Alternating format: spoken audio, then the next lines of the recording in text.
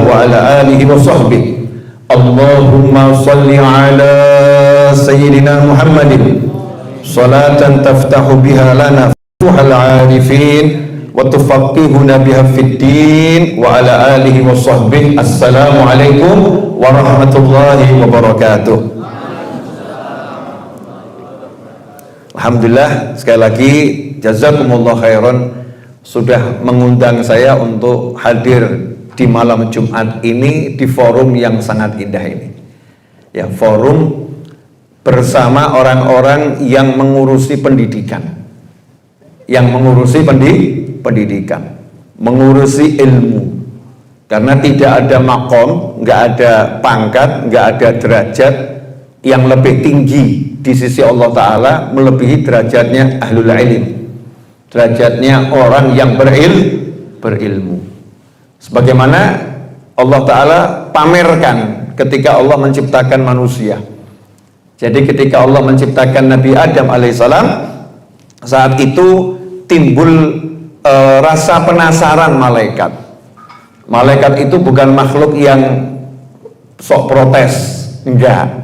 Sami'na wa ata'na. Malaikat itu pokoknya taat saja. Enggak mungkin malaikat itu protes. Tapi malaikat itu penasaran karena setiap kali diletakkan makhluk di muka bumi, makhluk itu buat kerusakan. Nah, ini kalau Allah menciptakan manusia, istimewanya apa? Apa nanti manusia enggak buat kerusakan lagi dan sebagainya? Maka Allah Ta'ala menjawab rasa penasaran malaikat tersebut dengan memberikan ujian kepada para malaikat untuk menyebutkan beberapa nama benda. Ini mungkin kita sering dengar dulu waktu kita sekolah PSD, SMP, SMA, kuliah, di masyarakat, di khutbah-khutbah. Tapi apa kita nggak penasaran ya? Benda itu apa ya? Kok sampai malaikat nggak paham? Sampai malaikat nggak paham tuh bendanya apa kira-kira? Lalu malaikat ini hidupnya melanglang buana, bergerak dengan kecepatan cahaya, menguasai antariksa, mengerti bahkan berita makhluk yang ada di muka bumi. Paham betul nih malaikat. Tapi kenapa sama Allah Ta'ala dikasih beberapa benda malaikat nggak paham? Subhanaka la ilma lana illa ma 'allamtana. Malaikat ngaku nggak ngerti ya Allah, ya Allah kami kecuali yang udah kamu ajarkan. Kalau yang ini kami nggak tahu. Apa itu kira-kira? Sampai sekarang saya pun juga nggak tahu. Apa itu ya? Tapi yang menarik, Nabi Adam alaihissalam langsung bisa jawab. Ini bendanya ini namanya ini namanya ini. Nah, yang menariknya di mana? Menariknya Nabi Adam alaihissalam belum keluar dari jannah. Belum keluar dari surga. Sejak diciptakan di luar surga, dibentuk tubuhnya, kemudian ditiupkan roh sama Allah Ta'ala, dipindah ke dalam surga. Setelah itu enggak dibiarkan keluar di dalam surga. Di dalam surga enggak diajarin oleh malaikat, enggak diajarin oleh seorang guru ya, mentor atau siapapun, tetapi Nabi Adam bisa memberikan ilmu yang malaikat enggak punya. Disitulah akhirnya Allah perintahkan malaikat usjudu li Adam, sujud sama Adam. Karena apanya? Karena ilmu yang Allah berikan kepada Nabi Adam alaihissalam. Nah, disitulah sampai sekarang rahasia sujudnya malaikat, ta'zimnya malaikat, pengagungannya malaikat, penghormatannya malaikat kepada Nabi Adam alaihissalam itu terus berlaku selama-lamanya, ila abad, selama-lamanya kepada siapapun yang mewarisi apa yang dimiliki oleh Nabi Adam alaihissalam.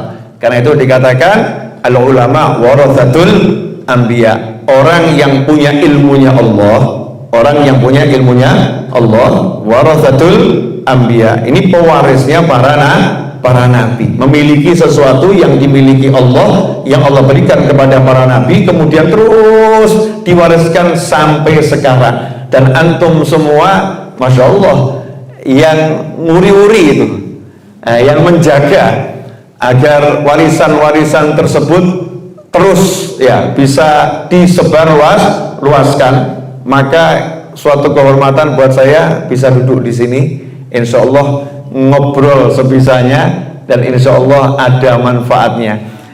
Allahumma amin. Karena amanat guru saya almarhum Habib Anis bin Alwi Al-Habsyi, itu amanatnya ke saya, jangan ngomong pakai mikir. Jadi kalau ada di hati ya diomongkan, kalau nggak ada ya nggak usah diomongkan. Ini amanat yang paling menyenangkan buat saya. Jadi kalau nanti saya tiba-tiba berhenti ya berarti ya memang nggak boleh ngomong gitu. Ya, tapi kalau nggak berhenti ya jangan diberhentikan. Ya. Karena Solo Jakarta itu sampai sini ya, sampai Serpong ini 600 kilo ya. Saya bawa mobil dari Solo ke Serpong tadi ini ya alhamdulillah ya. Sampai sini ya alhamdulillah bisa duduk, bisa ceramah. Maka doa beliau tadi muka-muka sehat, saya amini banter amin gitu ya. Nah, dan nanti selesai dari sini saya nyopir kembali ke Solo karena besok Jumatan saya khotib. Ya, saya khotib itu pekerjaan yang paling menyenangkan. Selesai dari khutbah Jumat, ini teman-teman sudah ada yang nunggu, ada yang dari Jawa Timur, ada yang dari Jakarta juga baru datang besok pengen ketemu. Sementara sayanya ada di sini. Ya, jauh-jauh ke Solo, sayanya ada di sini. Ya nggak apa-apa, biar ke Solo. Nah, terus mau ngomong apa? Saya pengen menceritakan apa yang sekarang ini saudara-saudara kita lagi napak tilas di tanah suci. Ya, lagi napak tilas perjuangan keluarga besar Nabi Ibrahim alaihissalam, yang mana kita paham semua Nabi Ibrahim adalah kakeknya Nabi Muhammad Sallallahu Alaihi Wasallam. Jadi kalau bahasa sederhananya, kita ini lagi akan mempelajari manusia yang darinya kemudian terlahir Nabi Muhammad SAW, yaitu Nabi Ibrahim alaihissalam, Nabi Ismail, Siti Hajar, dan juga Siti Saroh. Masuk nih satu keluarga ini, 4 manusia yang luar biasa. Alhamdulillah di hadapan saya ada mbak-mbak dan juga mbok-mbok. Nah, bahasa Jawanya mbok itu kalau udah menikah, kalau belum namanya mbak. Jangan dianggap mbok itu sudah tua, enggak loh ya. Ada mbak-mbak, ada mbok-mbok ya, ada mas-mas, ada bapak. Yang mas yang belum menikah, kalau bapak sudah menikah. Walaupun saya udah menikah, tetap saya mas novel. Ya tetap mas novel. Seperti Kiai Haji Abdurrahman Wahid almarhum Gus Dur ya, walaupun kiai besar maunya dipanggil Gus ya, nggak mau dipanggil Kiai Gus ya, biar tetap kelihatanmu muda, energik dan bersemangat. Nah ini Nabi Ibrahim alaihissalam, kalau kita baca di surat As-Saffat mulai ayat 99, Allah menceritakan sampai diceritakan sama Allah Ta'ala waqala. Jadi ucapannya Nabi Ibrahim itu diabadikan sama Allah Ta'ala. Makanya kalau dibilang kita berbicara apapun, di kanan ada yang mencatat, di kiri ada yang mencatat. Kalau baik tugasnya yang kanan nyatat, kalau buruk tugasnya kiri mencatat. Artinya sistem pembukuan kalimat itu Allah Ta'ala buat sistem yang indahnya luar biasa. Satu huruf gak ada yang meleset. Kalau kita di persidangan melihat sidang ada tukang ketiknya, dia ngomong apapun diketik. Nah ini apa yang kita ucapkan, mau ngelamun, mau nggak ngelamun, mau kita lagi dibius ngelantur, nggak ngelantur, semua ucapannya diketik oleh malaikat di kanan dan malaikat di kiri, dan malaikatnya paham, oh ini baik, ketik, oh ini buruk, ketik. Tugasnya masing-masing. Sampai ucapan persis yang pernah disampaikan Nabi Ibrahim alaihissalam itu sama Allah Ta'ala diceritakan kepada seluruh umat manusia di jagat raya lewat wahyunya Allah kepada baginda Muhammad Sallallahu Alaihi Wasallam, di mana Nabi Ibrahim berkata, wa qala inni dzahibun ila rabbi sayahdi. Inni dzahibun ila rabbi, sungguh aku pergi menuju Tuhanku, nanti dia Allah yang akan memberikan petunjuk kepadaku. Ini tentang apa? Setelah Nabi Ibrahim dibakar oleh Namrud dan proses pembakaran berlangsung dengan sempurna, ya berlangsung dengan sempurna bagaimana? Semua kayunya terbakar, ya seperti fungsinya api, cuman Nabi Ibrahimnya ya terbakar tapi tidak terbakar. apinya tetap nyentuh, ya apinya tetap nyentuh, apinya tetap membakar, tapi membakarnya itu berubah sifat. Membakar biasanya panas, tapi ini dingin dan menyelamatkan. Itulah konsep AC yang dipakai sampai sekarang. Ya, sampai sekarang AC itu kan dari hawa panas dirubah jadi hawa dingin. Ini diambil dari Al-Quran. Kisah Nabi Ibrahim alaihissalam. Ya narukuni bardamu wa salaman ala Ibrahim. Tetap kamu buat yang lain panas, apinya tetap dibakar. Tapi kalau nyentuh Nabi Ibrahim jadi sejuk namun menyelamatkan. Ya sejuk namun menyelamatkan. Karena nggak semua orang kena AC kuat, ada yang kena AC masuk angin. Itu kadang teman-teman saya tuh lucu kalau saya ajak naik mobil yang AC-nya bagus tambah muntah-muntah. Tapi kalau naik mobil yang kemudian nggak ada AC-nya, jendela dibuka itu tambah seger gitu ya.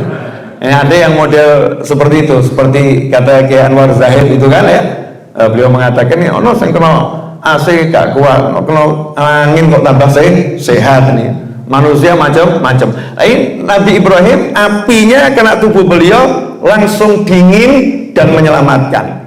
Selesai itu Nabi Ibrahim pengen hijrah karena kerajaan Namrud tidak menyenangkan untuk berkeluarga, membina keluarga. Kenapa nggak menyenangkan? Karena tempatnya nggak Islami.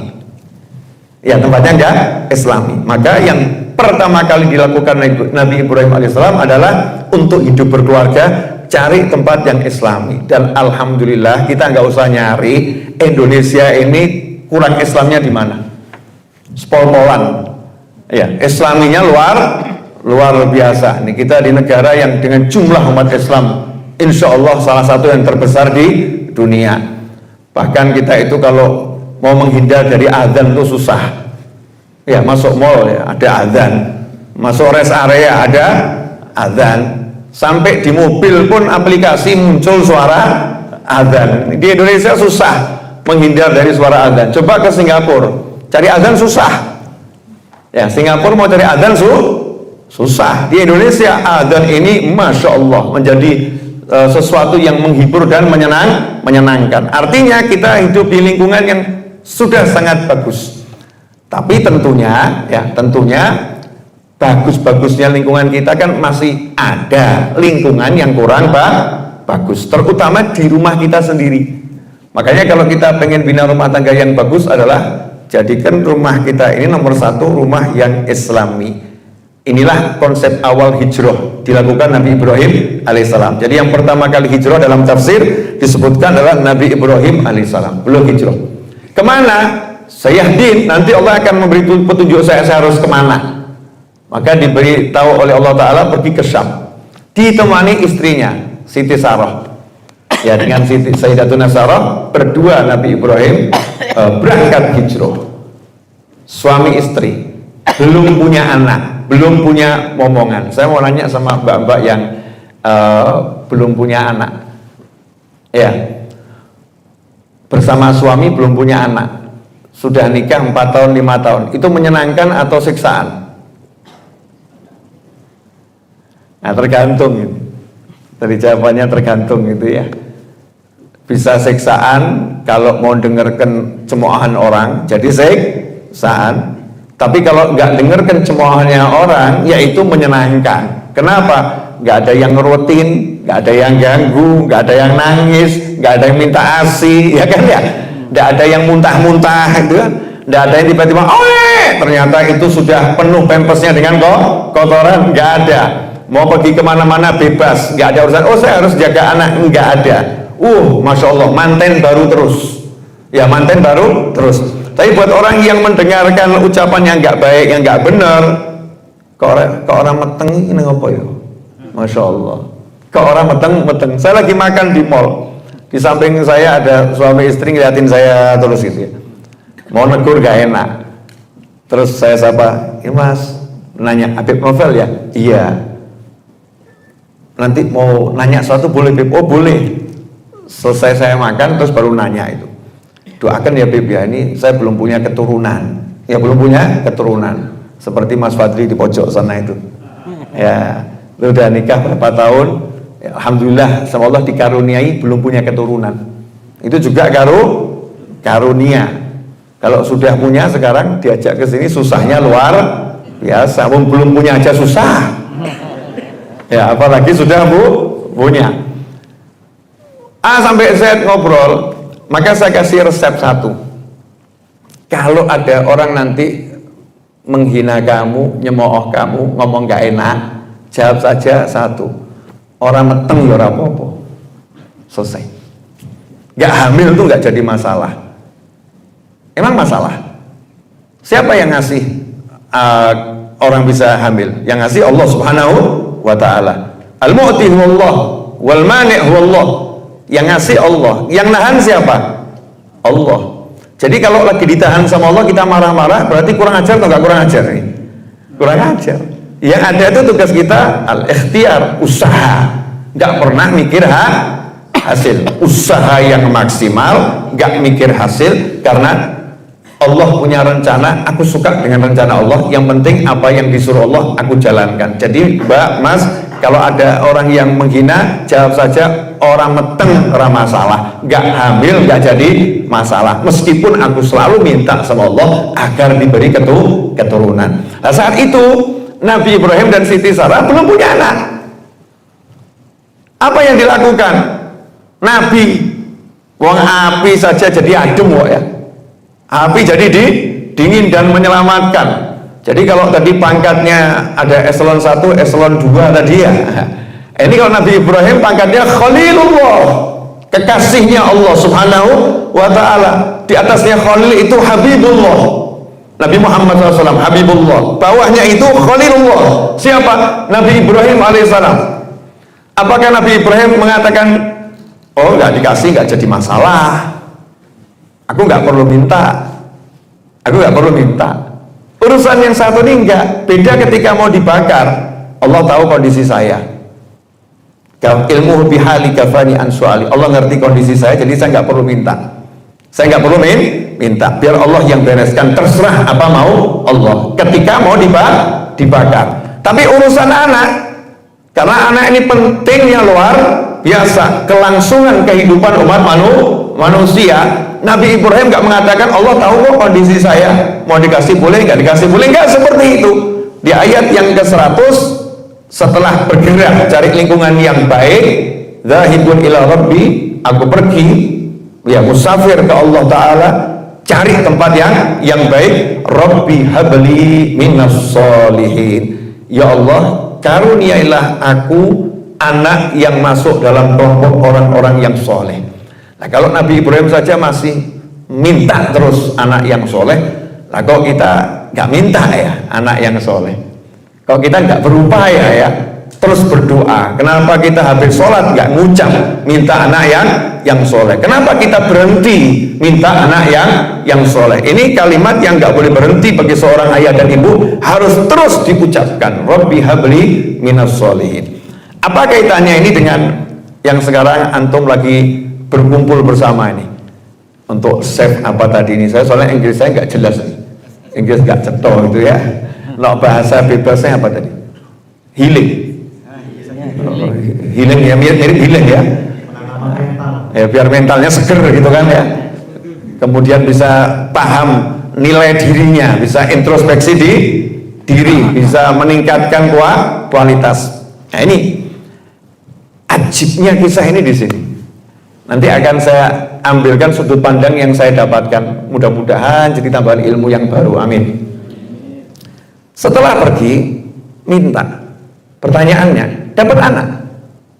Enggak. Langsung dapat anak? Enggak, tapi dijanjikan sama Allah Ta'ala. Fabasyarnahu bighulamin halim. Maka kami sampaikan kabar gembira kepada Ibrahim alaihissalam, dia mendapatkan anak yang super sabar. Halim itu beda dengan sobir. Halim itu kalau ditafsir, dicubit, orang harusnya marah ya. Nah, kalau dicubit kesakitan, dia nahan emosi, namanya sabar. Kalau halim, dicubit kesakitan, dia nahan emosi, kemudian memberi hadiah. Ya, memberi hadiah kepada yang mencubit tadi. Terima kasih, berkat kamu cubit saya dapat surga. Terima kasih banyak gitu. Yang mencubit dikasih, ini namanya halim. Jadi belum dapat anaknya, tapi sudah dijanjikan oleh Allah Subhanahu wa Ta'ala. Sampai ke Syam, Nabi Ibrahim diminta oleh Siti Sarah untuk menikah lagi dengan Siti Hajar. Saya nggak akan bahas bab poligami, tenang, aman. Enggak. Ini live streaming YouTube saya, subscriber 816.000 nih. Subscribernya 816.000 channel YouTube saya. Jadi yang akan melihat banyak, dan kalimat yang keluar ini kan jejak digital itu kan nggak ada habisnya. Jadi ya ngomongnya harus dipikir menguntungkan kalau tidak gitu ya. Ini nggak bahas poligami, enggak. Nabi Ibrahim diminta oleh istrinya untuk nikah lagi. Apakah nolak? Ya enggak. Enggak. Sama. Enggak tahu kalau irjen nanti wallahu a'lam ya. Nah, irjen yang mana loh ya? Saya nggak ngomong yang di sini ya. Wallahu a'lam. Enggak tahu ya. Dan saya rasa ya juga istri di Indonesia ini siapa sih yang mau nawarin suaminya, tolong mas kamu nikah lagi? Wah, hampir nggak ada ya. Itu kalau masih ada yang model begitu nanti ceritakan ke saya. Banyak teman saya yang belum menikah. Ini wanita seperti itu layak dipersunting untuk jadi istri. Solihah, shotnya tebel ya, solihah. Nah, ini Nabi Ibrahim diminta untuk nikah dengan Siti Hajar. Lah menariknya Allah Ta'ala kasih Siti Hajar anak mengandung, lahir Nabi Ismail alaihissalam. Apakah Siti Sarah marah? Apakah Siti Sarah nyesel? Wah, tak suruh nikah sama dia, akhirnya dia hamil. Apakah nyesel? Enggak, bahagia karena melihat anaknya suami adalah anaknya. Menyenangkan suami adalah ibadah yang luar biasa. Makanya kalau masih ada yang model begini, tolong beritahu saya. Susah, ini langka. Di sinetron pun jarang-jarang sutradara yang buat seperti ini, jarang. Sinetron aja nggak buat tuh ya, jarang. Ada tapi jarang. Ya subhanallah. Lagi seneng-senengnya 4 manusia ini. Nabi Ibrahim, 2 istrinya, 1 putranya yaitu Nabi Ismail alaihissalam. Lagi seneng. Ya, berempat ini lagi bersenang-senang. Allah Subhanahu wa Ta'ala maha cemburu. Ghairatullah syadid. Allah itu rasa, dalam tanda petik, cemburunya Allah, sifat cemburunya Allah super pol cemburu, maha mencemburui. Makanya hati-hati ibu-ibu, jangan terlampau mencintai suamimu. Tapi awas kalau nggak cinta sama suamimu. Begitu engkau terlampau mencintai suamimu, batasan terlampau itu apa? Sampai melanggar apa yang diperintahkan Allah Subhanahu wa Ta'ala, maka Allah akan menjadikan engkau tersakiti lewat suamimu. Sama juga bapak-bapak, nanti Allah akan jadikan pria itu tersakiti lewat istrinya. Jabatan, kalau terlampau mencintai jabatan sampai meninggalkan kewajiban dan melanggar perintahnya Allah Ta'ala, ghairatullah syadid, nanti Allah akan menyakitimu lewat jabatan tersebut. Apapun itu, mau jadi ustadz, mau jadi guru, mau jadi sopir, mau jadi direktur, ya, apa yang kita cintai sampai kita lupa sama Allah Ta'ala, maka Allah akan marah.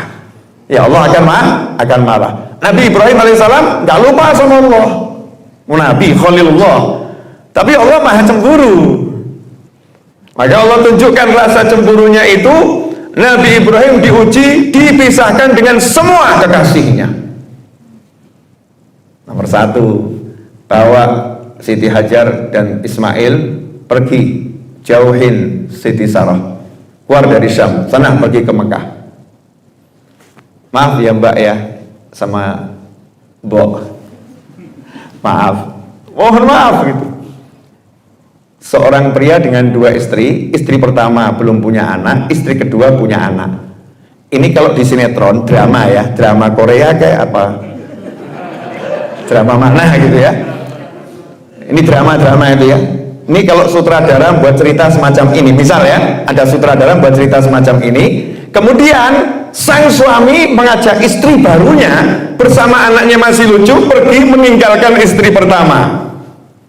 Kira-kira kalimat yang dimunculkan dalam benak istri pertama apa? Kalau sutradara zaman sekarang loh ya, memang suamimu itu nggak punya perasaan, dia akan bersenang-senang dengan istri barunya jauh darimu. Kamu ditinggal di sini, kamu nggak disayang lagi, kamu nggak diurusin A sampai Z. Seru nggak ceritanya kalau begini? Seru. Tapi ini kan cerita orang genah, nggak beres. Nah, masalahnya ini banyak anak-anak kita belajar dari sinetron, dari drama yang itu dibuat oleh sutradara, yang sutradaranya belum tentu punya keilmuan yang sesuai dengan ajaran Allah dan Nabi Muhammad SAW, dan ini tersebar luas dan membentuk karakter tanpa disadari di sebagian masyarakat. Ngeri atau enggak ngeri? Lewat tontonan, lewat film. Jadi gurunya adalah sutradara.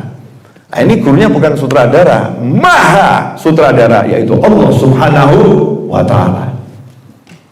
Siti Sarah nggak marah, nggak ada pikiran jelek. Makanya kalau baca tafsir hati harus punya adab pada keluarga Anbiya wal Mursalin. Nggak punya pikiran jelek, silakan berangkat. Iya, sama sedih pisah sama Nabi Ismail, anaknya yang lucu. Ya, sedih. Berangkat Nabi Ibrahim juga sedih karena harus meninggalkan istrinya, nggak boleh dibawa. Sedih. Yang nemenin tuh dari kerajaan Namrud sampai ke Syam, yang nyuruh nikah lagi, sekarang harus aku tinggalkan. Hancur hatinya. Bukan nggak hancur, tapi ini perintah Allah Subhanahu wa Ta'ala. Berangkat sampai di Mekah. Mekah masih tanah kosong, nggak ada manusia, nggak ada air, nggak ada kehidupan, nggak ada hewan. Nabi Ibrahim diperintah sama Allah Ta'ala, tinggalkan istrimu dan anakmu di sini. Ini gimana nih? Suruh ninggalin dua-duanya nih. Dan yang ajib itu dilarang memberikan klarifikasi,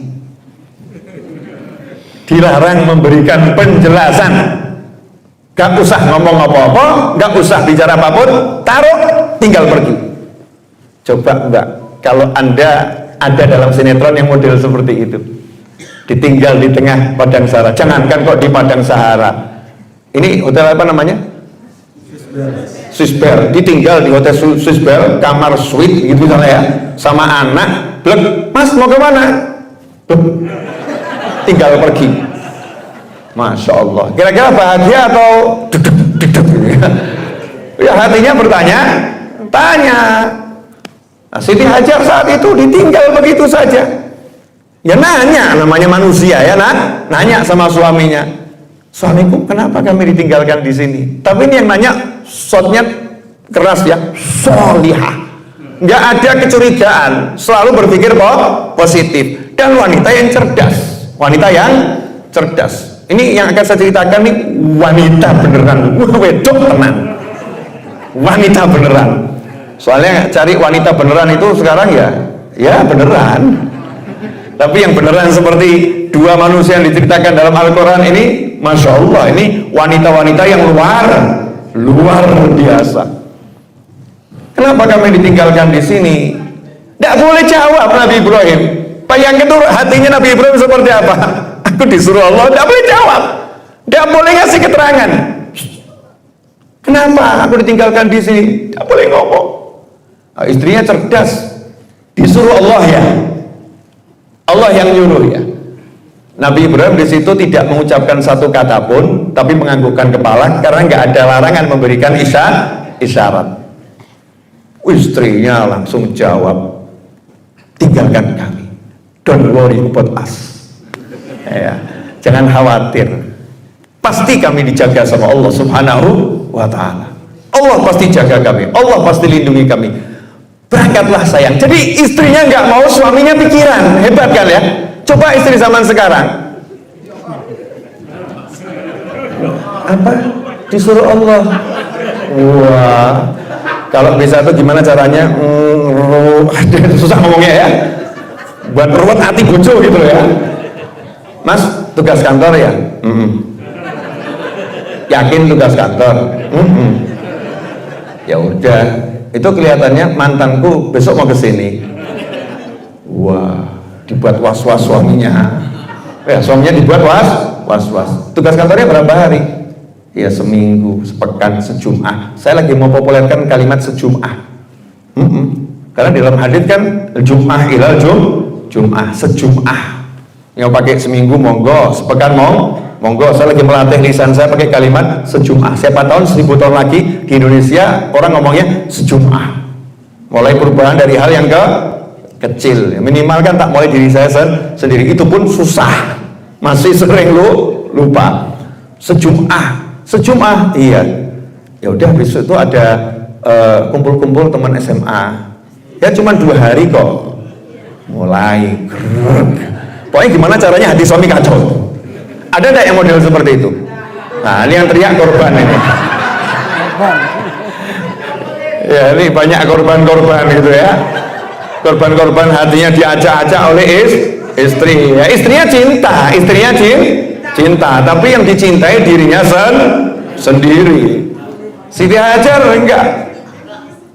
Paham suaminya cinta dan beliau sangat cinta pada suaminya, maka dibuat suaminya jangan sampai pikiran, tahu nih berat nih suamiku ninggalin aku di sini sama anak satu-satunya, ini berat buat suamiku, gak boleh dekat, gak boleh jaga, gak boleh ngurus, suruh ninggal. Maka aku yakinkan suamiku, jangan khawatir, kalau Allah yang suruh pasti Allah yang bereskan. Seorang waliyah nasihatin seorang nabi yang pangkatnya Khalilullah. Ini kan wanita, bukan nabi ya, tapi nasihatin seorang nabi yang pangkatnya Khalilullah. Disitulah hebatnya seorang istri. Walaupun istri ini bukan nabi, tapi sama Allah diizinkan untuk menguatkan hati seorang nabi. Ini istri solihah. Berangkat Nabi Ibrahim pergi. Menariknya di sini. Menariknya itu Nabi Ibrahim tidak kemudian lepas tangan. Nah, saya kadang-kadang ini yang agak sebel nih sama oknum suami. Maaf, ini bukan seperti mas-mas dan seperti saya, insya Allah enggak. Penonton YouTube dimanapun berada, insya Allah enggak. Ini oknum suami ini di negeri entah berantah gitu. Ya, insya Allah bukan di Indonesia atau di planet bumi. Wallahu alam ada di mana. Ini dia dipecat dari kantor. Ngelamar kerjaan 1 kali, 2 kali, 3 kali nggak diterima. Kemudian ngomong sama istrinya, "Dik, yang sabar ya, Dik. Aku akan tawajjuh ilallah. Aku akan menghadap Allah. Saya mau iktikaf di masjid 3 minggu. Iktikaf di masjid 3 minggu, minta petunjuk sama Allah. Kamu yang sabar ya, Dik. Ini kurang ajar ini. Kalau malas tuh nggak terus terang malas gitu aja ya. Jangan pakai berlabel syariat tawajjuh ilallah ya. Kemudian iktikaf di masjid, istrinya ditinggal di rumah, anaknya nggak diurus, bilang tawajjuh ilallah. Ini bukan tawajjuh ilallah, ini namanya nuruti hawa nafsu, al malesu, wal kesetu, wal putus asa, iki koncone setan. Paham enggak? Saya yakin ini kan banyak orang Solo dan sekitarnya ini, Malang ya, dekat-dekat. Keset itu males tingkat tinggi. Ya, males tingkat apa tadi? Oh, di atasnya lagi. Ya, kata males tingkat dewa, di atasnya lagi. Subhanallah. Nah, Sayyidina Umar bin Khattab ini salah satu contoh ya.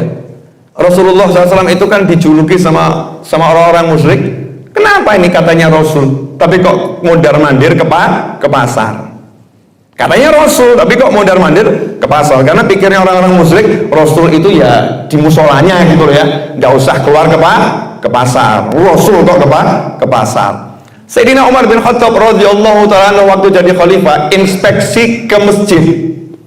Bukan cuma ke pasar, inspeksi ke masjid. Begitu dilihat di masjid itu waktu duha, ada yang iktikaf 2 jam, 3 jam, tapi umurnya 60 tahun, it's okay. Usia menjelang mati. 60-70 tahun. Kan umur umatku 60 sampai 70 tahun. Wajar. Memang harus pensiun banyak di masjid. Nah, kok ada satu anak muda berjam-jam di masjid? berjam-jam di waktu duha, bukan waktu sholat zuhur, bukan loh ya, bukan waktu sholat asar, waktu duha. Sholat duha itu 8 rakaat berapa menit, ini kok berjam-jam. Cuman nongkrong di masjid, judulnya i'tikaf. Didatangi sama Sayyidina Umar bin Khattab radhiyallahu ta'ala anhu. Kamu kenapa di sini? Kok nggak ke pasar? Kok nggak kerja? Jawaban pemuda tadi, saya punya kakak saya pebisnis, kakak saya yang biaya hidup saya. Apakah Sayyidina Umar mengatakan, lanjutkan, bagus, kamu bagian doa, kakakmu bagian kerja, apa begitu? Enggak. Idzan akhuk a'dad minnak. Kalau begitu, kakakmu lebih hebat daripada kamu. Dia lebih beribadah daripada kamu. Kakaknya yang diapresiasi, pemuda ini sama sekali tidak diapresiasi. Artinya dianjurkan, keluar kamu, jadilah seperti kakakmu. Nah, ini yang kadang nggak dipahami ya. Nah, ini cerita ini indah sekali. Nabi Ibrahim alaihissalam karena nggak boleh jaga istrinya, nggak boleh jaga anaknya, nggak bisa ngapa-ngapain karena dilarang oleh Allah Subhanahu wa ta'ala. Apakah beliau berhenti berusaha untuk keluarganya? Tidak berhenti berusaha untuk keluarganya. Nabi Ibrahim alaihissalam, ya, beliau tetap melakukan the best yang bisa dilakukan. Naik ke atas gunung, begitu tidak kelihatan oleh anak dan istrinya, langsung angkat tangan berdoa. Rabbana. Doa itu diawali dengan kalimat Rabbana, bukan Rabbi, bukan Rabbi, tapi Rabbana. Duhai Tuhan kami. Artinya apa? Walaupun istrinya, anaknya enggak bersamanya, dihadirkan dalam hatinya Rabbana. Duhai Tuhan, aku, istriku, anakku, Tuhan kami, Rabbana. Kemudian dilanjutkan, inni askantu. Sungguh ya Allah, aku meletakkan sebagian dari anak keturunanku. Nabi Ibrahim tidak mengatakan, ya Allah, engkau loh yang nyuruh saya ninggal anak di situ. Kamu loh ya Rob yang nyuruh saya ninggal istri di situ. Ini sekarang saya mau curhat ya Rob, kamu yang suruh. Saya dalam kondisi nggak enak ini, kamu loh yang suruh. Nggak ada. Semua hal yang nggak enak nggak pernah dinisbatkan pada Allah Subhanahu wa ta'ala. Inni askantu, sungguh aku yang meletakkan sebagian dari anak keturunanku di lembah yang nggak ada kehidupan di sana. Min ghairi dzara'in, nggak ada tumbuhan di sana. Inda baitikal muharram, di rumahmu yang suci. Liyuqimus shalah, agar mereka kelak menjadi orang-orang yang bisa mendirikan sholat. Rabbana, duhai Tuhan kami, jadikanlah hati sebagian umat manusia tahwi ilaihim, cinta dan mendatangi mereka. Warzuqhum minats tsamarat, dan berilah mereka rezeki buah-buahan, la'allahum yashkurun, agar mereka menjadi orang yang bersyukur. Kalimat ini diabadikan sama Allah Ta'ala, bahwa Nabi Ibrahim tidak melupakan keluarganya, selalu dihadirkan. Yang kedua, tidak pernah meratapi penderitaan, tidak pernah. Sekarang ini sedikit-sedikit, ya Allah, ujianmu terlampau berat buat aku. Ini mau doa sudah nyebelin dulu ya. Misal beliau pimpinan ya, pimpinan nih, ada anak buah gitu ya, bawahan datang, Pak, mohon maaf Pak, Bapak ini memang bebani saya. Tahu Pak, berat loh Pak. Jadi saya itu berat loh Pak. Kira-kira senang atau sebel nih? Jujur pimpinan begitu kan ya, sebel gitu kan ya. Oh saya tuh kasih kamu ya sudah saya ukur sesuai kemampuan kamu. Tidak mungkin saya kasih yang nggak sesuai kemampuan. Kamu aja yang lebih. Nah kita sekarang lebihnya luar biasa. Urip kok yang ini, masya Allah. Hidup kok seperti ini. Ini bagaimana ini? Bagaimana? Nabi Ibrahim diperintah sama Allah, tapi nggak pernah ngomong ya Allah kamu yang suruh. Tapi mengatakan, ya Allah, aku yang meletakkan sebagian anak keturunanku di satu tempat ya Allah. Nggak ada pertumbuhan di sana, nggak ada kehidupan di sana. Saya cuma pengen satu ya Allah, liyuqimus shalah, agar mereka jadi orang yang bisa mendirikan sholat.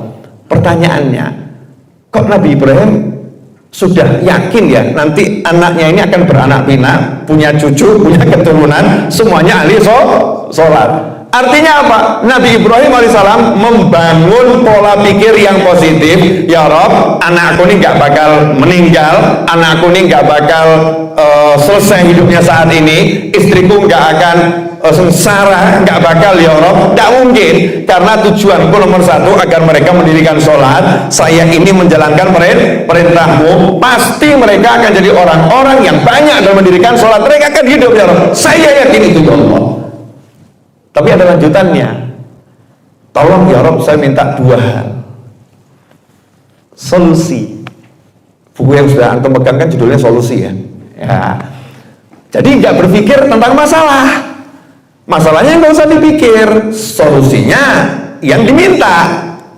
Solusinya apa ini? Sendiri, nggak ada yang nemenin. Berarti solusinya dicarikan ke teman. Nggak ada ketumbuhan, solusinya diberi makanan. Terus siapa yang bisa? Nggak ada yang bisa. Oh, nggak ada manusia, nggak ada air, nggak ada pohon. Yang bisa siapa? Allah Subhanahu wa Ta'ala. Ya udah, nggak usah banyak dipikir. Oh, tinggal modal ud'uni astajib lakum. Kok kakek nih mikir? Coba kalau kebanyakan mikir dong. Siapa yang mau ke situ? Mikir dong. Siapa yang mau didik anakmu ya siapa? Sampai ahli sholat, mikir dong. Siapa yang mau ngirimkan makanan itu siapa? Mikir. Ini tempat gersang, nggak ada air, nggak ada kehidupan. Mikir dong. Itu kalau pakai pikir. Tapi Nabi Ibrahim pakai iman, percaya sama Allah Subhanahu wa Ta'ala, yang dibangun pola pikir yang positif kepada Allah Subhanahu wa Ta'ala. Nggak ada kata tidak mungkin bagi seorang muslim dalam mengarungi kehidupan dunia ini, apapun masalahnya, bukan masalah, karena ada Allah yang maha mampu menyelesaikan semua jenis masalah. Yang penting jangan nisbatkan sama Allah yang gak enak, itu ilmunya, terus minta sama Allah yang enak. Gampang ya? Coba ini kalau ada istri ngomong ke suaminya, Mas, aku ini hidup sengsara gara-gara kamu, Mas. A sampai Z. Terus terakhirnya, Mas, minta uang 10 juta. Kata suaminya, selasa kakek ruwet, mau kan awal ngomong ya, Mas, butuh duit 10 juta. Selesai masalah kan ya? Nggak usah banyak ngomong A sampai Z, yang gak enak, buat suaminya gak nyaman, ujung-ujungnya minta uang. Lah, dari awal saja minta uang, kan masalah selesai, suaminya lebih nyaman. Nah, sama Allah Subhanahu wa Ta'ala, Nabi Ibrahim melakukan itu. Nggak pernah menisbatkan yang nggak enak pada Allah, tapi langsung minta yang enak-enak pada Allah Subhanahu wa Ta'ala. Alhamdulillah. Saya udah ngomong loh tadi, saya ngomong nggak pakai mikir, yang ada di hati saya sampaikan. Tapi kalau saya udah ngomong jangan hentikan loh ya. Ya, karena panitia juga nggak ngasih timing. Terserah Habib, subuh juga boleh, nggak ada masalah. Ya toh ya, nggak ada masalah, walaupun nanti bermasalah. Tapi nggak usah pikir masalah. Lanjut dikit, saya juga nggak mau lama-lama, karena saya juga harus nyopir lagi ke Solo. Ya, Jumatan harus ngurusin Jumatan. Insya Allah la haula wala quwata illa billah. Yang terjadi apa? Setelah doa dipanjatkan, ini yang asik ini. Apakah kemudian Allah kirim awan hitam, hujan lebat ke kota Mekah? Enggak. Apakah kemudian Allah kirim malaikat dari langit datang bawa buah-buahan? Enggak. Apakah kemudian ya Allah katakan pada Nabi Ibrahim, sana balik temenin istri sama anakmu? Enggak. Skenarionya Allah tetap sama, kembali ke Syam, temenin Sarah, biar Ismail sama ibunya berdua. Dah, kamu jalan, lanjutkan perjalanan. Apakah Nabi Ibrahim kemudian bingung? Enggak, tetap jalan, pulang, udah serahkan sama Allah Ta'ala. Yang penting proposal langit udah diajukan, selesai. Ya, proposal langit. Yang diminta nomor 1, dicintai masyarakat. Nomor 2, ya bisa mendapatkan buah-buahan. Jadi bisa hidup dan dicintai. Asik ya? Bisa hidup dan dicintai. Bisa hidup tapi dibenci kan gak enak ya. Dibenci gak bisa hidup, lebih gak enak itu. Itu lebih gak enak. Ini yang diminta indah, dicintai dan bisa hidup. Tapi mau minta kan ada syaratnya. Ini saya didik untuk mendirikan sholat. Sekarang ini orang tua, mohon maaf, banyak orang tua itu punya anak prioritasnya bukan sholat, cuman gelar-gelar keduniaan. Itu kalau nggak percaya nanti cek sama orang-orang tua. Saya kan suka pengajian nanya gitu, ibu kalau pagi-pagi bangunkan anaknya itu, ayo cepet terlambat sekolah, semangat ya. Pernah enggak ayo cepet terlambat sholat subuh? Enggak. Ayo cepet bangun nanti terlambat sekolah, bukan sholat subuh. Padahal urusan sholat ini kalau saya bahas panjang lebar, saya nggak mau bahas ke situ. Tapi yang mau saya bahas menariknya ini, setelah berdoa justru timbul masalah. Jadi istri yaitu Siti Hajar dan Nabi Ismail alaihissalam itu timbul masalah. Masalahnya apa? Airnya habis, kurmanya habis, sang ibu kelaparan, ASI nggak mau keluar. Padahal suaminya baru doa ya, ASI nggak mau keluar. Makanya kalau jenengan habis jalanin wirid, kok tambah dicopot dari jabatan?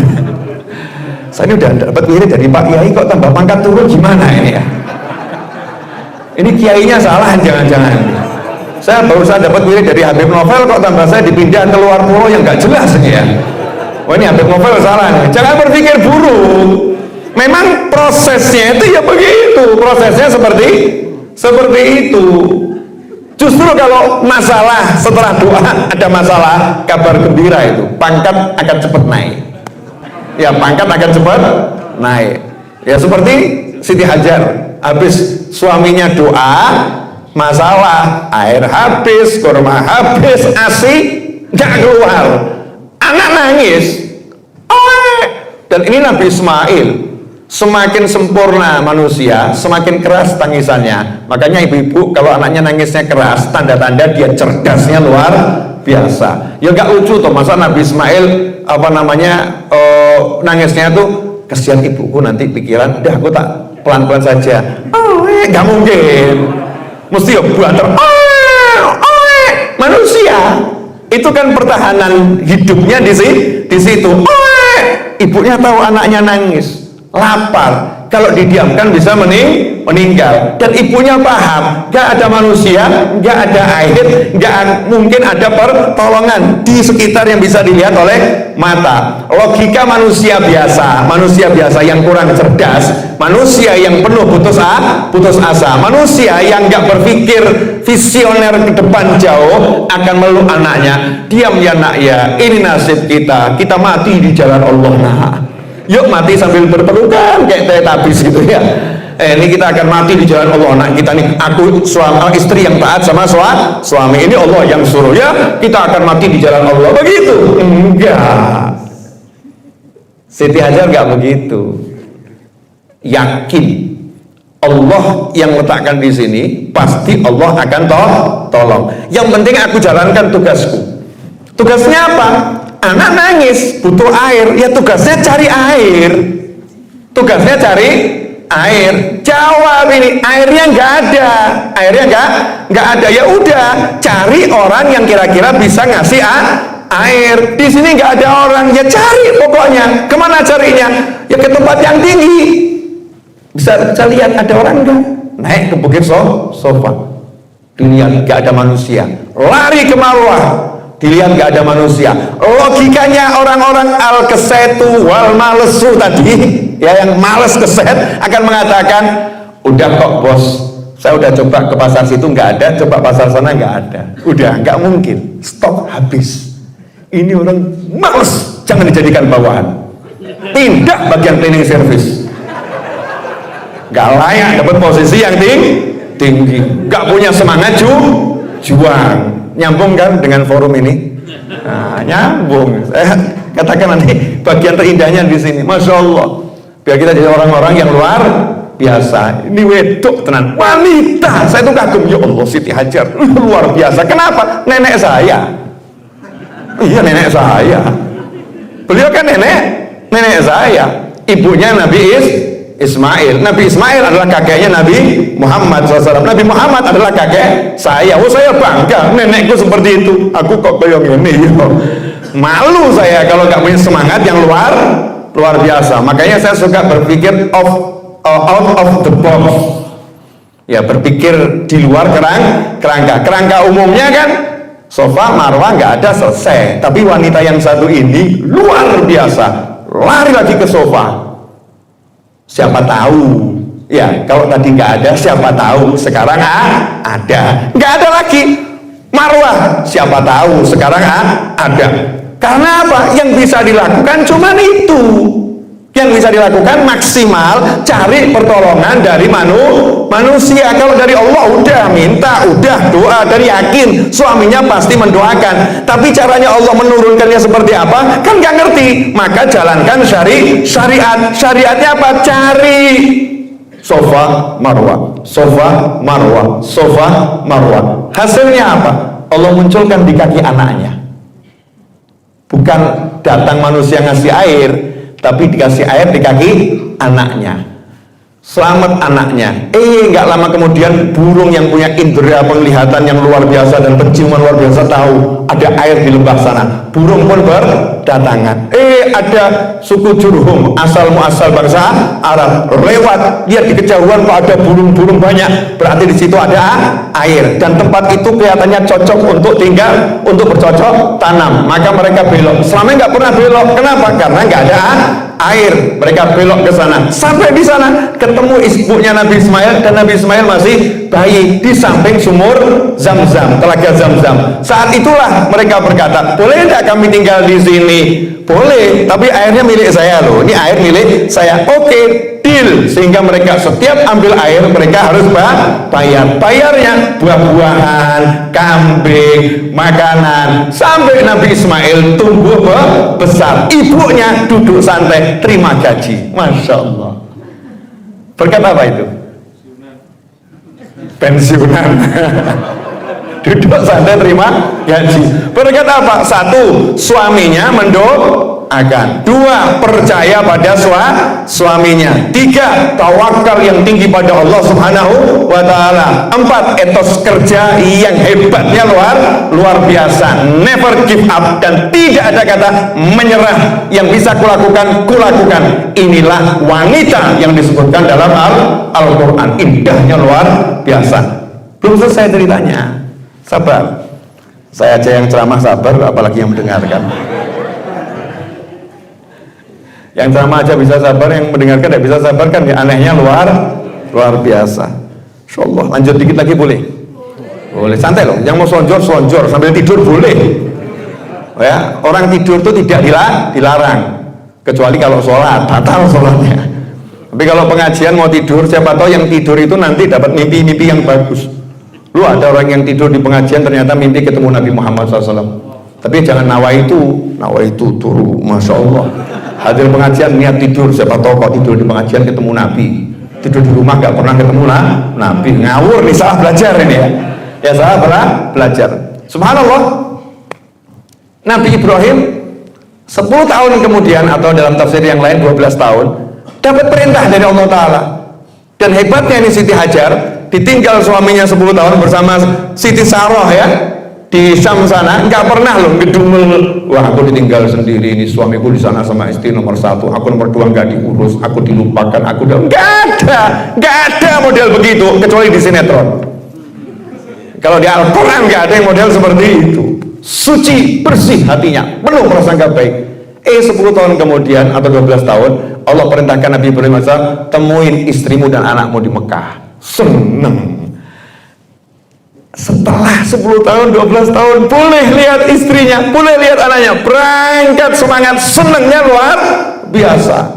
Masya Allah. Dalam perjalanan itu dikasih perintah sama Allah Ta'ala lewat mimpi. Suruh nyembelih Nabi Ismail. Bayangkan kira-kira perasaannya seperti apa? Orang tahu ketemu bisa kan ngomong, nah aku kan beli hawamu ya. Itu gimana perasaan seorang ayah? Ringan atau berat itu? Beratnya luar biasa. Makanya Nabi Ibrahim sempat ragu. Ya, ini betul-betul perintah Allah atau ini adalah tipu daya setan? Sampai ada hari tarwiyah, sampai akhirnya Arafah, di Arafah itulah Arafahu, sudah mengerti kalau betul-betul itu mimpi perintah dari Allah Subhanahu wa ta'ala, disampaikan pada Nabi Ismail alaihissalam. Bayangkan ketemu, lihat anaknya ganteng umur 10 tahun, falamma balagha ma'ahu sa'ya qala ya bunayya, ketika Nabi Ismail sampai usia bisa membantu ayahnya untuk berusaha 10 sampai 12 tahun, qala ya bunayya, terus ngomong sama anaknya, nah semalam saya mimpi menyembelih dirimu, menurut pendapatmu bagaimana? Anaknya, coba kalau anak zaman sekarang 10 tahun sejak bayi gak ketemu bapaknya datang-datang terus ngomong, nah kamu sudah saya nikahkan dengan Mas Fulan, aku wali mujbirnya, aku walimu satu-satunya, kamu milikku dan kamu sudah saya nikahkan dengan pria baik-baik. Apa kata perempuan tadi, anak tadi? Ora tau nguripi, gak pernah didik, gak pernah hidupin, datang-datang bawa suami, gak pakai nawarin, bapak model apa kamu? Masya Allah, perang saudara-saudara. Ini dinikahkan loh ya, perang. Nabi Ismail alaihissalam diminta nyawanya. Qala ya bunayya inni ara fil manami anni azbahuka fanzur madza tara. Qala ya abati fa'al ma tu'mar. Masya Allah, jawaban anaknya, bapakku tercinta, laksanakan yang diperintahkan kepadamu. Satajiduni insyaallah minas sabirin. Engkau akan dapati aku insyaallah masuk dalam kelompok golongan orang-orang yang sabar, insyaallah. Saya nggak bisa bayangkan tuh hatinya Nabi Ibrahim waktu itu seperti apa ketika ngomong, dan betapa hebatnya Nabi Ismail yang kecil ini ya, umur 10 tahun bisa jawab yang luar biasa. Kuncinya di mana? Kuncinya ada di Siti Hajar, ibunya Nabi Ismail alaihissalam. Berarti selama 10 tahun sang ibu ini mengatakan pada anaknya, kamu punya ayah loh, ayahmu seorang nabi, ayahmu ada di sana, ditugaskan oleh Allah Subhanahu wa ta'ala. Kamu punya ibu yang lain, punya ibu tiri Siti Sarah di sana, ditemani oleh ayahmu. Ayahmu belum boleh ke sini, Allah yang larang. Bapakmu nabi, gak bisa berbuat kecuali atas perintah Allah Subhanahu wa ta'ala. Ayahmu orang yang luar biasa, ibu cinta sama ayahmu luar biasa. Ayahmu cinta sama ibu, kamu yang baik-baik jadi anak yang bekti sama orang tua. Semua kalimatnya positif terhadap sang ayah alias suami. Coba kalau zaman sekarang ada istri begini kan, bapakmu kira atau ngurus awakmu. Maaf ya, bahasa Jawa keluar lagi ya. Ini Serpong rasa Solo ini. Ya, saya di Serpong tapi merasa seperti di Solo. Ayahmu tuh sama sekali gak pernah transfer, gak pernah kirim WhatsApp, gak pernah telepon, gak pernah video call, gak pernah nyapa kita, gak pernah. Ibumu tuh yang banting tulang, kepala jadi kaki, kaki jadi kepala. Bapakmu tuh gak punya perasaan, bapakmu gak punya perhatian, bapakmu gak cinta, menelantarkan kita. Ini wanita yang dipenuhi setan yang ada di dunia. Masya Allah. Hadir orangnya. Nggak tahu di mana, bukan di sini. Negeri anta wanita Indonesia nggak seperti itu. Wanita Indonesia itu ya niru Siti Hajar. Makanya anaknya bisa jawab, nyawaku ambil ayah, nggak jadi masalah. Tapi hebatnya di sini loh, anak ini nggak mengatakan duhai ayah laksanakan perintah Allah. Makanya saya mengatakan yuk terjemahan Al-Quran ini kalau bisa kita buat lebih indah gitu.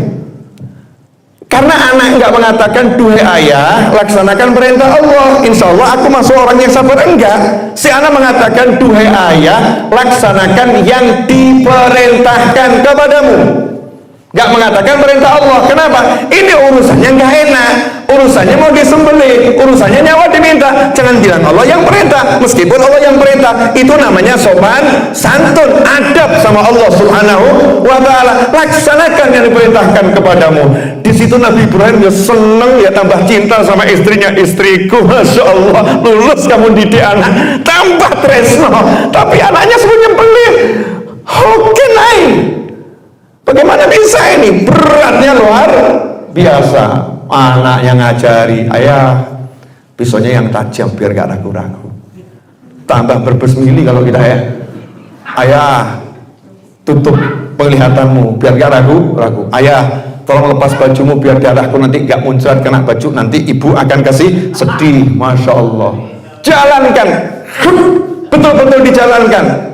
Apa kata Allah? Wahai Ibrahim, kamu sudah membenarkan menjalankan perintah yang ada dalam mimpi. Sama Allah Ta'ala, leher Nabi Ismail dibuat jadi lebih keras dari baja, sedikit pun tidak tergores. Seperti tubuh Nabi Ibrahim dibuat tidak tersentuh oleh api, maka leher Nabi Ismail dibuat tidak tersentuh oleh belati. Selesai dilaksanakan dan tidak terjadi seperti yang diperkirakan oleh orang lain, maka disitulah Allah datangkan 2 domba dari surga, suruh menyembelih. Kemudian kita diperintahkan mengabadikan peristiwa itu ila yaumil qiyamah. Umat Islam disuruh ibadah kurban, mengingat bektinya anak sama orang tua. Maka kalau anak bekti sama orang tua semacam ini, maka tidak mungkin disia-siakan rezeki dunia dan rezeki akhiratnya. Ini diceritakan terus, gak ada habisnya. Wah, asik. Saya senang kalau ceritakan Nabi Ibrahim alaihissalam. Indah, karena ketika ketemu Kanjeng Nabi SAW di Mi'raj, titip salam buat kita kan cuma Nabi Ibrahim. Sampaikan salamku kepada umatmu. Yang titip salam cuma Nabi Ibrahim. Terus kita dikasih ijazah. Kalau orang sibuk cari ijazah amalan-amalan, Nabi Ibrahim udah ngasih ijazah kepada kita semua untuk baca subhanallah walhamdulillah wala ilaha illallah Allahu akbar. Di riwayat yang lain la haula wala quwata illa billah, dikatakan itu nanti jadi tanaman surga, dan surga itu subur. Perintahkan umat banyak-banyak baca itu, dan itulah yang diajarkan oleh Nabi Muhammad SAW. Selepas sholat baca subhanallah 33, alhamdulillah 33, Allahu akbar 33, ditutup kalimat tauhid. Kenapa? Menjalankan wasiat Nabi Ibrahim alaihissalam. Dan itulah yang diajarkan Rasulullah kepada putrinya Fatimah Zahra dan menantunya Ali bin Abi Thalib ketika butuh pembantu. Rasul mendatangi malam-malam, duduk di atas ranjang sampai kaki Rasul dirasakan dinginnya oleh Ali bin Abi Thalib di dadanya. Saat itu Rasul mengatakan, kalau mau tidur ucapkan tasbih 33, alhamdulillah 33, takbir 34, khairul lakum min khadim, lebih baik daripada mendapatkan pembantu. Ikhwani rahimakumullah, sebagai penutup, alhamdulillah, saya bicara berapa lama Mas Seto? 1 jam 2 menit. Ya, 1 jam 2 menit ini yang masuk YouTube. Yang prolog tentang terjemahan Al-Quran tadi nggak masuk. Jadi di total ya mungkin udah 1 jam 15 menit. Ya, berarti masih ada 1 jam lagi.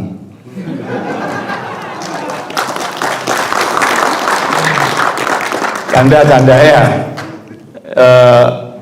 Begini, banyak ini kita ini umat Islam, terutama anak-anak muda nih ya, tidak diajarkan untuk menjalankan syariat maksimal. Saya tadi buat update status ya, biar saya nggak lupa, maka saya tulis jadi status saya, kenyataan yang ada jangan buatmu berputus asa untuk memaksimalkan usaha. Ini dari kisah ini, kenyataan yang ada jangan pernah membuatmu berputus asa untuk memaksimalkan usaha. Jadi tugas kita itu berusaha semaksimal mungkin seperti yang disyariatkan oleh Allah Subhanahu wa Ta'ala. Saya ngomong berkali-kali sama teman-teman tuh yang bilang, Habib saya nggak punya pekerjaan. Oh bohong, yang ada kamu malas. Bagaimana? Ya udah, sana pergi ke pasar, lakukan yang bisa dilakukan. Nggak ada yang mau terima saya, terus datangi. Siti Hajar aja perempuan, sofa marwah 7 kali dapat kok. Kamu baru 3 kali ngelamar aja sudah mundur. Saya kalau jadi perempuan, ada pria ngelamar saya 2 kali terus menyerah, saya bersyukur, alhamdulillah ada di bojoku.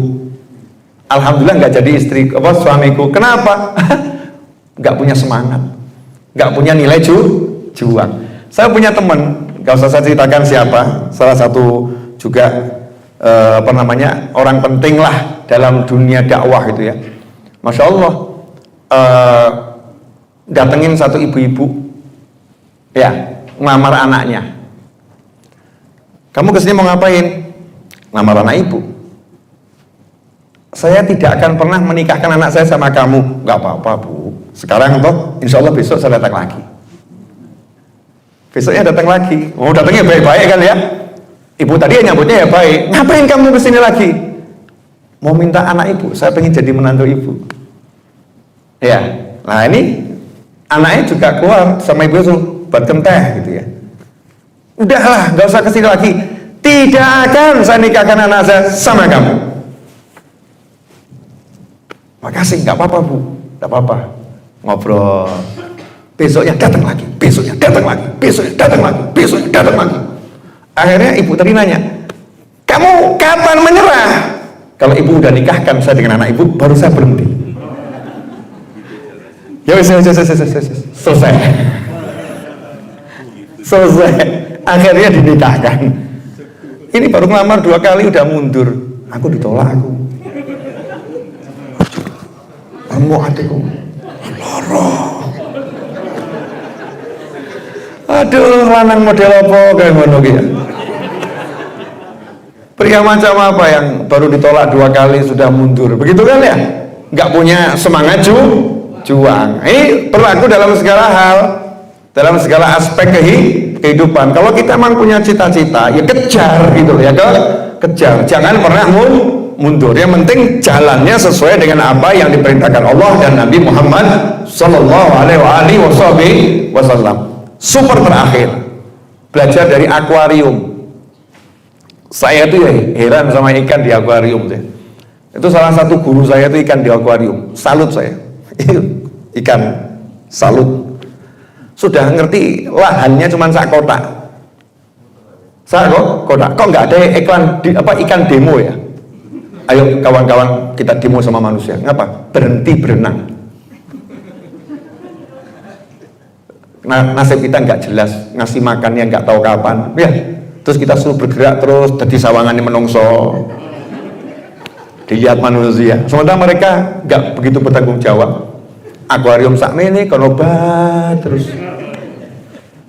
Tapi ikan nggak ngomong begitu. Yang bisa aku lakukan bergerak. Perkara nanti dikasih makan nggak dikasih makan bukan urusanku. Tugasku diciptakan Allah untuk obah, ya obah. Allah ciptakan saya untuk bergerak, ya saya bergerak. Maka muncul kalimat indah dari orang-orang di Pulau Jawa yang mungkin juga ada di pulau-pulau yang lain. Obah mamah. Obah mamah. Kalau mau bergerak nanti bisa makan. Ya kalau kita mau usaha ya nanti bisa menghasilkan sesuatu. Ada orang nanya sama saya, Habib itu utangnya banyak tapi kok bangun nggak mandek-mandek. Ya, utangnya banyak, tapi kok bangun nggak mandek-mandek, artinya utang material, utang pembelian tanah yang belum lunas, tapi kok bangun terus, kenapa? Jawaban saya, lawang saya beli tanah untuk dibangun, bukan untuk dilihat. Beli tanah untuk dibangun, beli tanah untuk dipakai, untuk majelis. Kalau nggak saya bangun, nanti makainya kapan? Nah terus nanti gimana, Beb? Loh, itu kan masalah itu bukan urusan saya. Itu kan nanti Allah yang ngurus. Urusan saya, Allah nyuruh saya memenuhi amanat. Ada tanah yang dibangun, ya dikerjakan. Nanti Allah yang bereskan. Dan subhanallah, dan tidak mungkin tidak, Tuhanku tak pernah mengecewakan diriku. Ya, Tuhanku tak pernah mengecewakan diriku. Selama kita sungguh-sungguh, ya sama kita sungguh-sungguh manjad wajad. Siapa sungguh-sungguh maka dia akan mendapatkan. Qala Allah Ta'ala walladzina jahadu fina lanahdiyannahum subulana wa innallaha lama'al muhsinin. Barang siapa bersungguh-sungguh menempuh jalan kami, lanahdiyannahum subulana. Jawabannya Allah apa? Sungguh kami akan membimbing dia untuk melihat jalan-jalan kami. Ya, walladzina jahadu fina lanahdiyannahum subulana, bukan sabil tapi subul.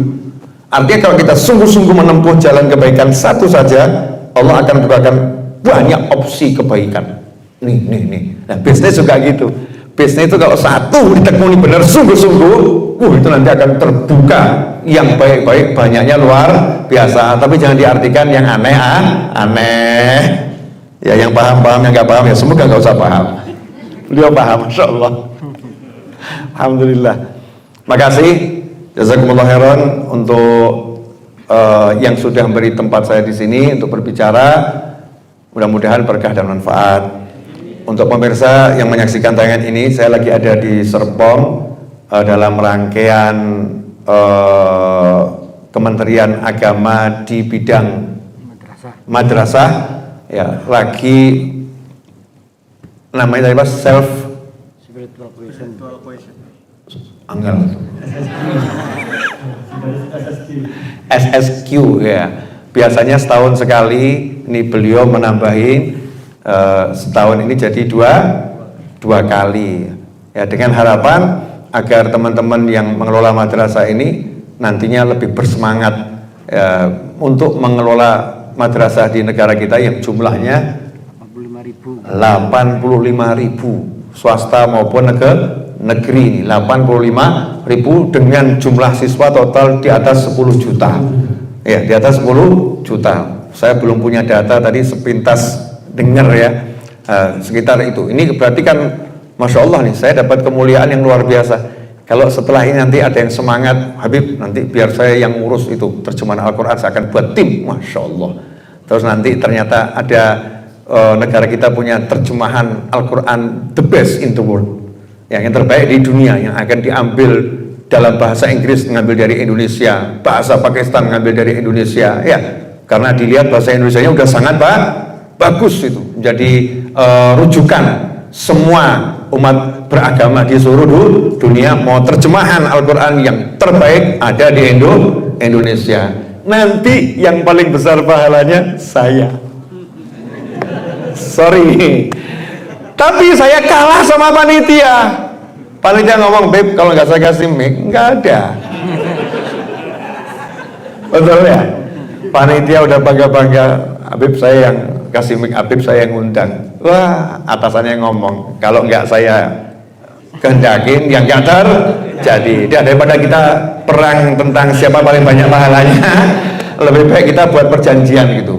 Nanti di akhirat kita share pahala. Iya, saling berbagi pahala. Itulah semangatnya muslim yang satu dengan muslim yang lain. Suruh berbagi pahala, saling tolong menolong agar semuanya masuk ke dalam surga. Jazakumullah khairan wal afu minkum wa sallallahu ala sayyidina Muhammadin wa alihi wasallam walhamdulillahi rabbil alamin. Wassalamualaikum warahmatullahi wabarakatuh. Waalaikumsalam warahmatullahi wabarakatuh.